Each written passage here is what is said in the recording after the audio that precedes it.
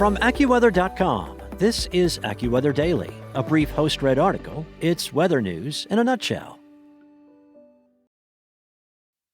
Well, the official start to fall is not too far away. With the change in season, seasonal allergy sufferers face challenges as surges in weed or grass pollen across the U.S. send many in search of a box of tissues. Fall allergy season is ramping up across the United States, with warm and wet weather helping pollen levels climb in parts of the country, especially across the eastern half of the nation. Grass and weed pollen are the biggest concerns during the end of summer and start of autumn.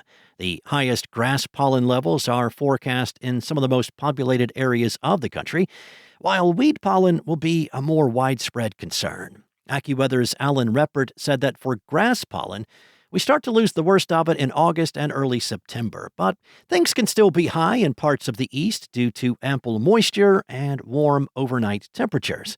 The east will have the best chance of lingering grass pollen trouble spots, especially where warm nights and enough moisture keep grass growing. The highest grass pollen levels are predicted across the Mid-Atlantic and across the Midwest, including areas in and around New York City, Philadelphia, Detroit, and Chicago. In the West, drier weather should help slow grass growth in many areas outside of irrigated locations.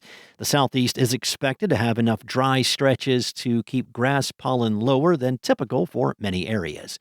Now, for people sensitive to grass pollen, the same basic habits can still help, such as showering after spending time outdoors. Additionally, leave your shoes outside or take them off immediately after coming inside, and that can limit how pollen gets tracked indoors.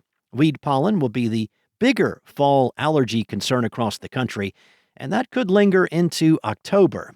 Rainfall tied in part to El Niño will play a role in some of the higher weed pollen this fall, with the worst pollen levels predicted across the Southeast and Southern Rockies.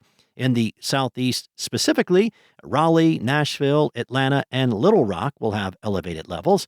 Out west, Denver, Salt Lake, and Albuquerque are all expected to have high weed pollen levels this fall. Now, Reppert said that the warmth in much of the nation will help to keep things average and even bring a few days of strong high peaks over the rest of the nation. Dry weather in the northern half of the country should help limit weed growth in some areas, keeping the overall season lower than the historical average in parts of that region. Still, warmth across most of the country could allow for periods of stronger pollen spikes. Rain can bring some short-term relief by washing some pollen out of the air, but the break may not last that long. In some areas, pollen can increase again in the days after rainfall as weeds use the rainfall to grow and release more pollen. People with fall allergies can take simple steps to reduce exposure on high pollen days. Keep windows closed, use air conditioning or an indoor air purifier when possible. Check pollen levels before spending any long stretches outside.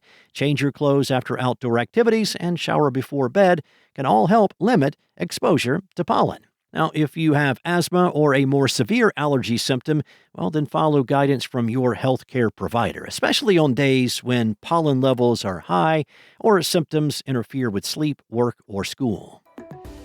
That's all for now. You can find regional forecasts and science-based articles at AccuWeather.com, and you can stay weather aware with the free AccuWeather app. Enjoy the rest of your day. Be safe. I'll be back on Monday with more from AccuWeather.